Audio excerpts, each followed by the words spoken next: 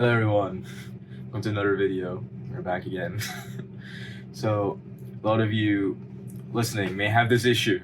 It's called I'm not creative enough. When you're writing something, you might be like, oh, I can't think of any ideas. Or when you're, let's say, in a school project or school homework, you'd be like, I'm not creative enough. I can't think of this.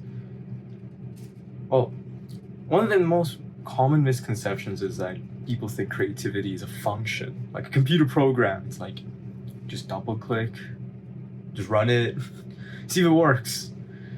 It's not like that, unfortunately. Creativity in general is not just a function, it's slightly more complicated than it. However, in this video, I'll talk about 5 ways to fix it or to make it way better. So you can improve your creativity so your writing is not just so lame or like unoriginal. So let's first talk about what creativity even is. Creativity in general, from my experience, from meditating, being mindful, is that creativity comes from experiences, really, from life experiences. It's just like thoughts. Like thoughts are not really you, but they come from somewhere. And so does creativity. Creativity is just like thoughts. It comes from random events, random stuff. So it's not really something that you can really control that much, something that you can control or you cannot control on demand. However, you can improve it. By improving, it means that you'll get more creative ideas. Sometimes when you go in the shower, you may have had this experience where you just be showering, you suddenly just have amazing ideas, you'd be so creative. You could be taking a shit, like the worst shit of your life, and you'd be thinking about so much creative shit, like, oh, for this writing, I can try this new idea. Yeah, it's quite weird. So, from experiences for creativity, for life experiences, the experience you need, it can be anything really. It can be any life experience. You can just be hiking, you can be doing exercise, you can be workout, you can be hanging out with people. It doesn't matter, just as long as you go outside. It's the main problem. The main reason why you're not creative enough is because you don't go outside. Please go outside. Touch grass. You need to really touch grass. Because creativity only comes from touching grass.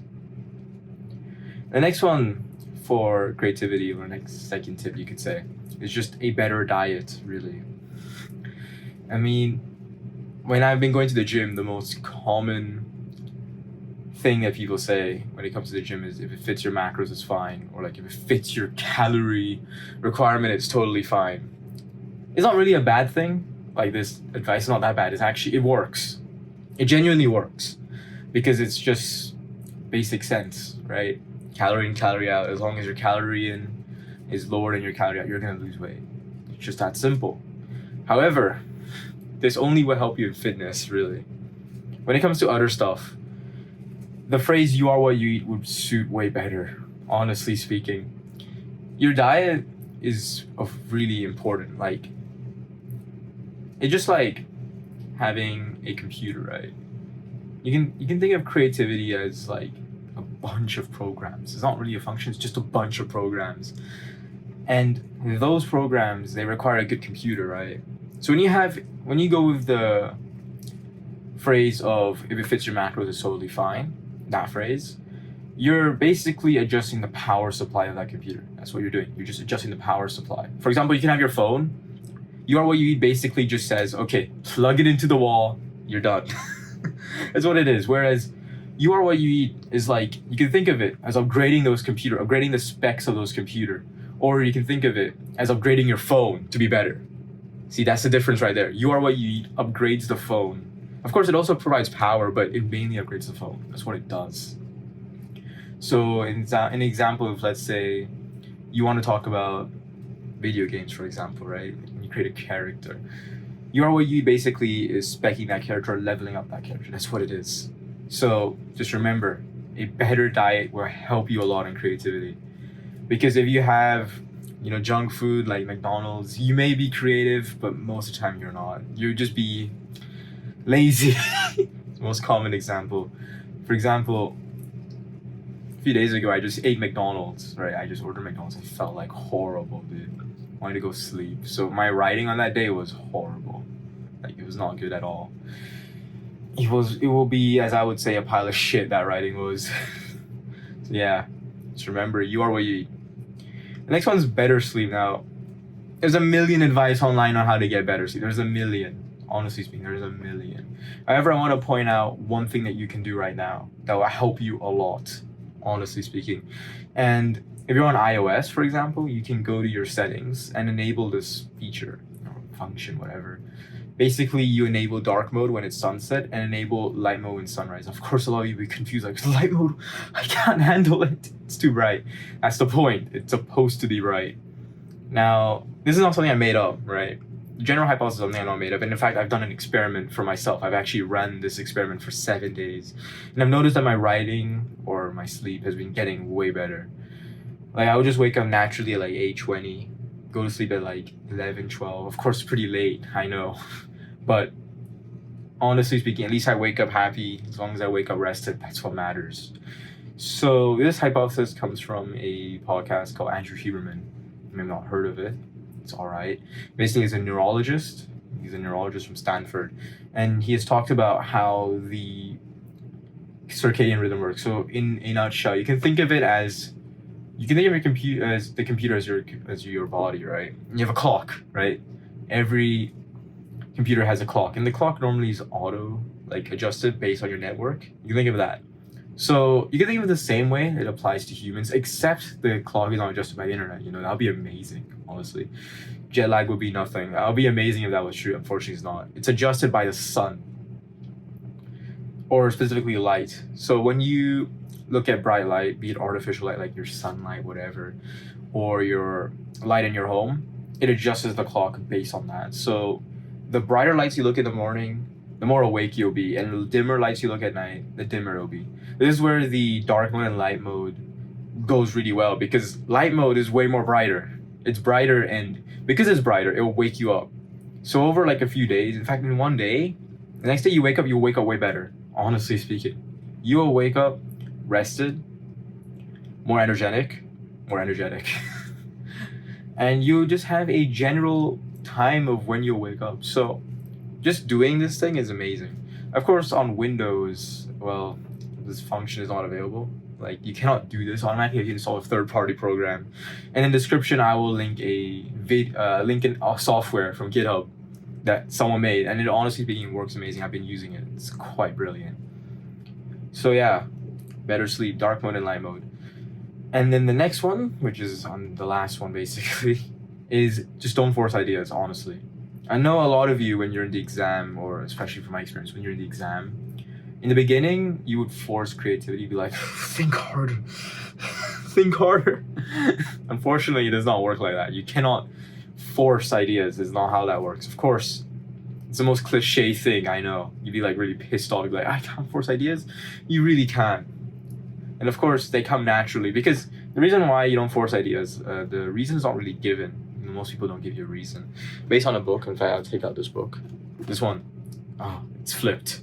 God forbid. Basically, it says Psycho-Cybernetics. A really good book.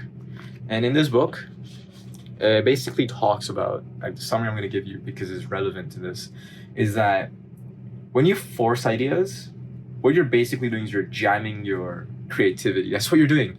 Is the equivalent of driving a car. Like, you're driving a car, right? And I think you've seen this meme. It's like the guy in the passenger so annoying. He's like, are we there yet? Are we there yet? Are we there yet? Yeah, those people. That's what it is. So when you ask or when you force ideas upon yourself, it's just like screaming, like, are we there yet? That's what's going on. So you do not want to force ideas, and you'd be asking me, okay, then what do I do? Well, it's a great answer. It's a great question. What do you exactly do to get ideas? Well, as long as you follow the other steps, you will have ideas naturally. They'll just spawn in. And if you need a more concrete answer, the way you can think of it, or the way you can do it, is that you can just tell your brain in advance. You can just be like, okay, I have a writing task. I want to be creative. Just say that in your head.